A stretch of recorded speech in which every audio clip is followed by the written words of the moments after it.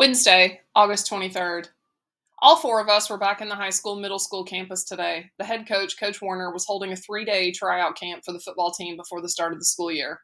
Eric, of course, didn't need to try out, but he was there anyway. Dad had brought Eric to meet Coach Warner earlier in the summer. Dad had knelt down and held the ball for Eric to drill 50-yard field goals, one after another, while, according to Dad, the coach's jaw had dropped lower and lower. Now Dad and I were standing next to the coach, not that either of them was aware of me. I was watching a huge bird of prey circling overhead like a hawk, but it wasn't a hawk. I knew that. It was an osprey. I know the difference because of a science project I did last year. Could a vision impaired person tell the difference? The players were doing calisthenics under a troubled-looking sky. As black clouds gathered in the west, Coach Warner explained to Dad, "I've never had a good place kicker before, but I sure could have used one last season. We lost 4 games by a grand total of 7 points." "Those days are over," Dad assured him.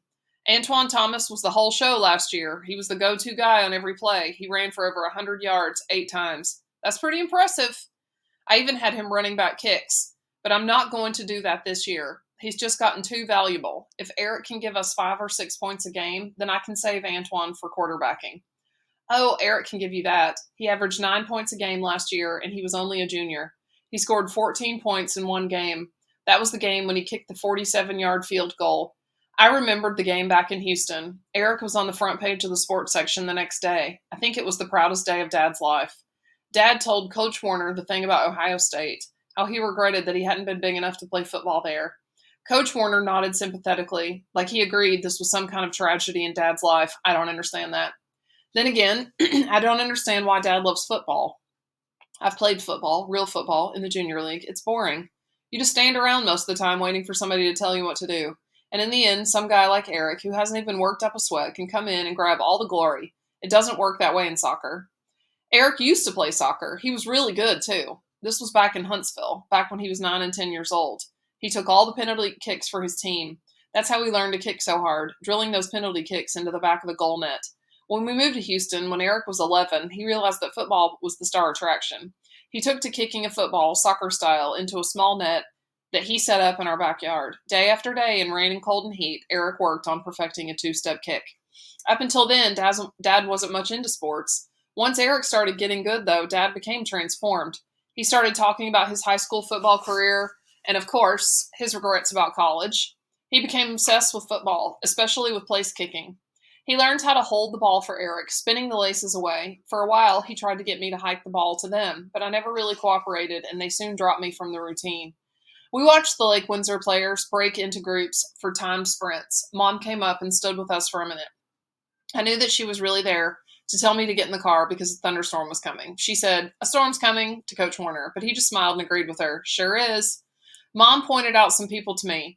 There was Mike Costello, and there was his father and his brother standing on the other sideline. There was Arthur Bauer, the guy Eric had over to the house yesterday. There was Antoine Thomas, the quarterback. Mom quickly grew impatient to get me to the car.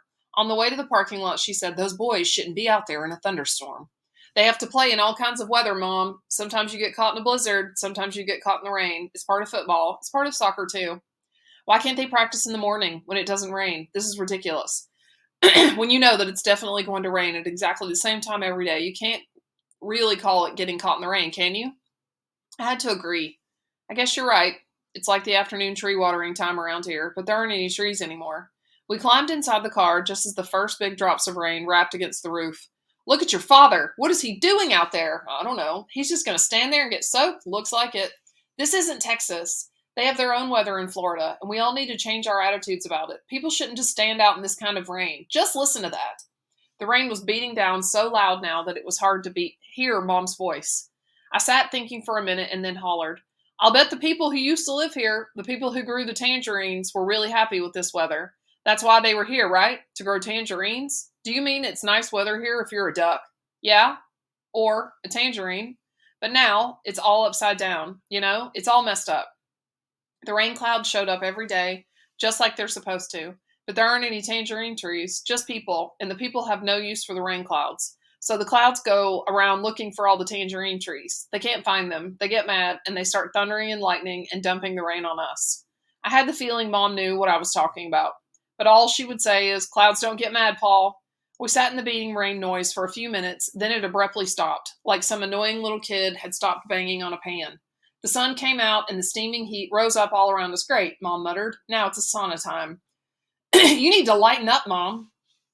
Oh, is that right? You're the one getting attacked by disappointed rain clouds. Why don't you lighten up? Mom looked in the rearview mirror and added, Look, soccer players. I turned around, and sure enough, behind the field of portables was a small group heading toward the middle school soccer field. That's Mike Costello's brother. In front. His name's Joey. Go ahead. Pull, Paul. Catch up to them. Teach them a few things. Yeah, maybe I will. I hopped out and followed the group. There were 4 guys ahead of me, kicking a ball around. I walked up and stood right in the goal. Joey Costello said something like, Hey, how's it going? And kicked one at me. Then the other 3 kids fanned out in a semicircle in front of the goal. I caught Joey's kick and rolled the ball out to the next guy so he could take a shot. I caught his kick, rolled it to the next guy, and so on. They weren't very good. Not one of them seemed to know how to kick. They didn't drive the ball with their insteps. They just stubbed it with their toes. I had no trouble stopping everything they kicked at me. I never did hear the names of the other guys. But when they got tired of playing, we walked back together toward the football field parking lot. Joey said, Are you coming out for the Lake Windsor team? Oh, yeah, I'll be there. You gonna play goalie? Yeah, how about you? Fullback, I guess. I played some goalie last year, but I never got into a game. When are tryouts? I don't know. Joey turned to the other guy. Guys, when are tryouts? Anybody heard? Everybody shook their heads or said no. Joey said, Listen to the morning announcements. They'll tell you when. All right, I said. I'll catch you guys later. The 4 of them continued toward the other side of the field, still stubbing the ball along the ground ahead of them. I saw that Mom and Dad were waiting at the car, so I hustled over there. I said, Where's Eric? He's getting a ride home with Arthur Bauer, Dad answered. How did your soccer playing go? Mom asked. No sweat, I said. As we rode back, I thought about how easy it was and how easy it was going to be. If Joey was the best they could do for a goaltender, then I already had the job. I wondered if he had changed his mind about playing goal again after watching me today. I wouldn't doubt it. I wondered if he saw that the major leaguer was here to play a season or 2 in the minors.